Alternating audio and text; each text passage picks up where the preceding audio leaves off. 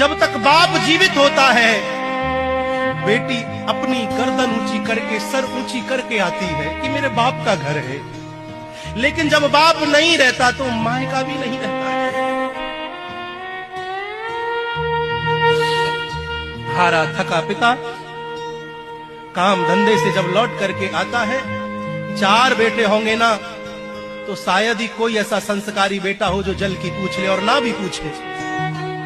एक बेटी होगी ना, चाहे छोटी सी हो चाहे बड़ी हो, बेटी हो, सो भी गई होगी तो चारपाई को छोड़ेगी, उठेगी, जल का पात्र लेगी, रात्रि को आएगी, लो पिताजी जल पी लो। थोड़ा लड़ेगी भी, जब देखो जब काम धंधा करते रहे तो थोड़ा बहुत आराम भी कर लिया करो, थक गए होंगे आप। बाप बेटी का जो संबंध है वो अपने आप में अद्भुत है। जब बेटी बाप के घर आती